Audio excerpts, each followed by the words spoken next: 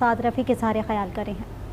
اپنے لوگوں کو لوڈ کرنا، جہاں 10 لوگوں کی ضرورت ہے وہاں 50 لوگوں کو بھر دیا ہوا ہے، اور ایک دردناک داستان ہے اس ملک کو برباد کرنے کی، جس میں خیر سے مارشل لاء کی حکومتیں بھی شامل رہی ہیں اور سیاسی حکومتوں نے بھی کم نہیں کیا۔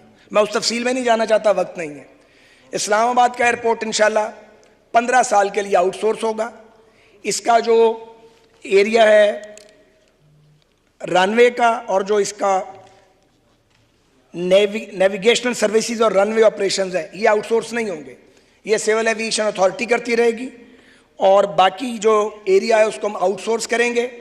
آئی F C International Finance Corporation جو ورلڈ بینک کی آف شوٹ ہے، وہ ہماری کنسلٹنٹ ہے۔ 12-13 کمپنیز جو ہیں انہوں نے اپنا انٹرسٹ شو کیا ہے، کمپیٹیٹو بیڈنگ ہوگی، پیپرا لاء کو پوری طرح فالو کیا جا رہا ہے، اور ٹرپل پی اتھارٹی یعنی پرائیویٹ پبلک پارٹنرشپ اتھارٹی جو ہے اس کے رول اور ریگولیشن کے تحت ہم آگے بڑھ رہے ہیں۔ تو یہ پہلا پاکستان کا ایئرپورٹ ہوگا جو آؤٹ سورس ہوگا، اور وہاں پہ جو بیسٹ انٹرنیشنل پریکٹسز ہیں ان کو امپلیمنٹ کیا جائے گا، اور اس کے بعد پھر لاہور اور کراچی کی باری آئے گی۔ تو یہ وہ کام ہے جو پوری دنیا کر چکی ہے، ہم نے فیصلہ کرنا ہے کہ ہم نے سٹون ایج میں رہنا ہے یا آگے جانا ہے۔ جو لوگ، میں یہاں کے ممبران کی بات نہیں کر رہا، بعض لوگ یہ چاہتے ہیں کہ ان کے کھانچے چلتے رہیں، وہ نہیں چلنے۔ اگر بعض لوگوں کے کھانچے چلتے رہے پھر ملک نہیں چلنا۔ جناب اسپیکر، یہ وقت آ چکا ہے کہ تلخ اور سچے اور درست فیصلے کیے جائیں۔ اسی طرح پی آئی اے ہے، 1 منٹ میں نے پورا زور لگایا، میں پرو پرائیویٹائزیشن نہیں ہوں، یہ بات میرے سارے آنریبل کلیگز کو پتہ ہے، لیکن مجھ جیسے آدمی کو بھی سمجھ آ گئی ہے کہ پی آئی اے جس کا اس سال 80 ارب کا خسارہ ہے، اگر یہ اس حال میں پڑی رہی 20-30 میں 259 ارب کا خسارہ ہوگا۔ افورڈ کرتا پاکستان؟ نہیں کرتا۔ تو پھر کیا کرنا پڑے گا؟ جو کیا ہے ساؤتھ افریقن ایئر لائن نے، جو ایئر انڈیا نے کیا۔ جتنا زیادہ ٹیکس کلیکشن ہوگی اتنا زیادہ عوام کو ریلیف ملے گا۔ آپ کا سوال ہو گیا میرے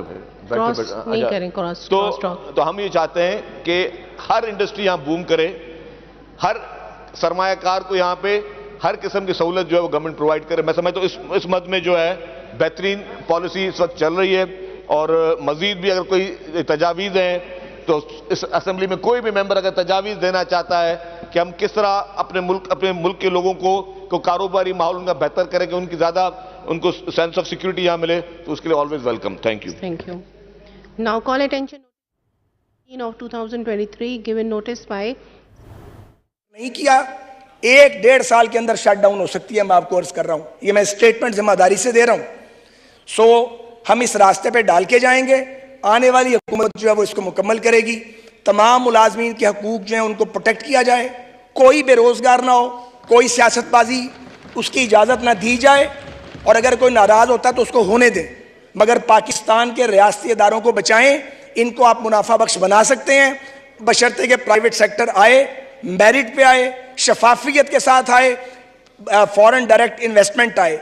پی آئی اے کے روٹس قیمتی ہیں، ان روٹس کا استعمال ہی نہیں، ہم جا ہی نہیں رہے، اور تاریخی کام ہوا ہے جو لیجسلیشن جناب اسپیکر آپ کی قیادت میں ہوئی ہے۔ میں آپ کا اور ان تمام معزز ممبران کا جو رات 10:30 بجے تک یہاں بیٹھے رہے شکر گزار ہوں۔ یہ ایک آخری رکاوٹ تھی پی آئی اے کی فلائٹس کے ریزیوم کرنے میں۔ 70 ارب کا چونا لگا ہر سال غلام سرور خان صاحب کے احمقانہ اور جاہلانہ بیان کی وجہ سے۔ تو میری گزارش یہ ہے کہ ہمیں توقع ہے کہ اگلے 3 مہینے میں یو کے کی فلائٹس ریزیوم ہوں گی۔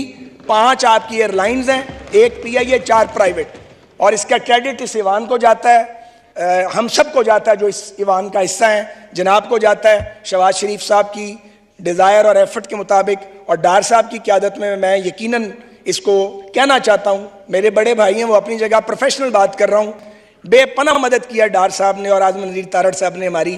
ہم یہ پل صراط قبول کر گئے ہیں، اور جو بیرون ملک پاکستانی ہیں ان کے لیے یہ ایک بہت اچھی خبر ہے کہ 3 ماہ میں ایٹ لیسٹ یو کے کی اللہ نے چاہا تو فلائٹس ریزیوم ہوں گی، اور اس کے بعد پھر یورپین یونین اور امریکہ کی فلائٹس ریزیوم ہوگی۔ تو سر میں آپ کو یقین دلاتا ہوں، فاضل ممبر کو اور اس ایوان کو، کوئی شخص انشاءاللہ بے روزگار نہیں ہوگا، لیکن ہم اپنے ایئرپورٹس کو بہترین ایئرپورٹ بنائیں گے۔ دیکھیں، میں لاہور کے ایئرپورٹ پہ میرا کام نہیں ہے گملے لگوانا، सीटें लगवाना, उसकी कैपेसिटी बड़ा करने के लिए जगह डेवलप करना जो वहां पे मौजूद और नजर नहीं आ रही, ये सारे काम मैंने किए हैं। इस तरह नहीं चलना, आपको जिसका काम उसी को साजे, आपको वो ऑपरेटर लाने पड़ेंगे, बेस्ट ऑपरेटर जो पूरी दुनिया में एयरपोर्ट्स को ऑपरेट कर रहे हैं। आपको अपनी एयरलाइन के अंदर प्राइवेट सेक्टर को 40%, 35%, 55% या 50% या 25% जो भी आने वाली हुकूमत फैसला करेगी लाना पड़ेगा। इसी तरह रेलवेज के रेगुलेटर आप रहें, मगर मैंने रेलवे को कहा है कि आप वो प्राइवेटाइज नहीं हो सकती, क्योंकि रेलवे एक बिल्कुल डिफरेंट साइंस है। एक जुमला, उसमें भी आपको जो प्रोडक्शन यूनिट्स हैं हमारे, उनमें, और वो सारे लॉस मेकिंग हैं, उनको अगर आपने प्रॉफिट में लाना है तो आपको जो सनतकार हैं उनको शफाफियत के साथ लाना पड़ेगा ताकि वो वहां पे इन्वेस्टमेंट करें और प्रोडक्शन में इंप्रूवमेंट और आमदनी हो। शुक्रिया। कौमी असम्बली का इजलास इस वक्त जारी है। ख्वाजा साद रफ़ी के सारे ख्याल करे थे। उनका कहना है कि इस्लामाबाद एयरपोर्ट 15 साल के लिए आउटसोर्स किया जाएगा। हमारे इदारे डूब रहे हैं, इसकी वजह गंदी सियासत है। अब तक के लिए न्यूज़